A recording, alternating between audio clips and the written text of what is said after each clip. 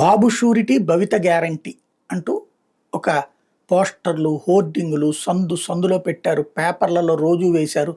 Super six అనేటటువంటి దాంతో మీ జీవితాలు మారిపోతాయి అని చెప్పారు. పెద్ద ఎత్తున ప్రచారం చేశారు. ఏడాది పాటు ప్రచారం చేశారు. ఎక్కడికి వెళ్ళినా అదే మాట మాట్లాడారు.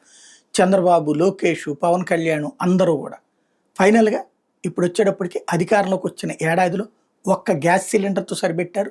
రెండవది తల్లికి వందనం డబ్బులు ఇచ్చారు, అంతవరకు ఓకే. మరి మిగతా వాటి పరిస్థితి ఏంటి? అన్నదాత సుఖీభావ పరిస్థితి ఏంటి?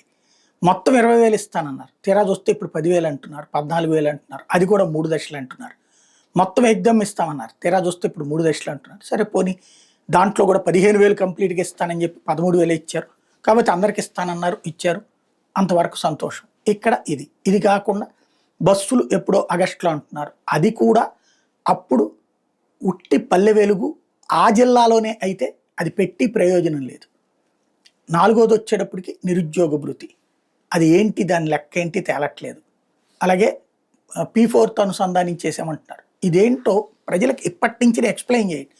రాష్ట్ర నాశనం అయిపోతుంటే మీ అందరి జీవితాల మెరుగు కోసమే మీకు డబ్బులు ఇవ్వకూడదు అనుకుంటున్నాం. మీరు డబ్బులు ఇస్తే నాశనం అయిపోతారు, మీ పిల్లలు నాశనం అయిపోతారు, మీ జీవితాలు నాశనం అయిపోతుంది, మీ కుటుంబం నాశనం అయిపోతుంది. మీరు రాత్రి పగల కష్టపడి పని చేసుకుని మీరు డబ్బులు సంపాదించుకోవాలా?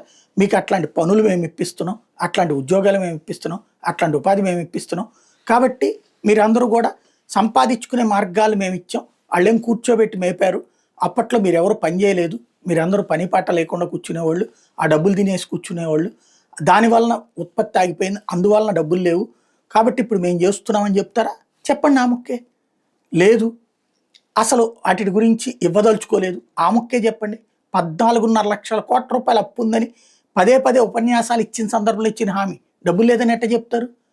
10 లక్షల కోట్లు అని ఇప్పుడు మీరే చెప్తున్నారు. పోనీ 7.5 లక్షల కోట్ల రూపాయలని లెక్కలు వైసీపీ చెప్పేది వదిలేద్దాం. మీరు చెప్పే లెక్క 10 లక్షల కోట్లు అంటే 4.5 లక్షల కోట్లు తగ్గినప్పుడు ఆ లెక్క చూసినా కూడా ఇవ్వాలిగా. అప్పుడు ఇంకో 4.5 లక్షల కోట్లు మీరే ఇవ్వాలా డబ్బులు? అది లేదే. ఇప్పటి నుంచి ప్రజల్ని ఎలా కన్విన్స్ చేస్తారు? జగన్ తిట్టండి, బూతులు తిడతారా, చంపేద్దామంటారా, నరికేద్దామంటారా, మీ ఇష్టం. బట్ దీని మీద ఏంటి? ఇప్పుడే కనుక రాదు అంటే ఓకే, దెన్ వాళ్ళు అలవాటు పడిపోతారు.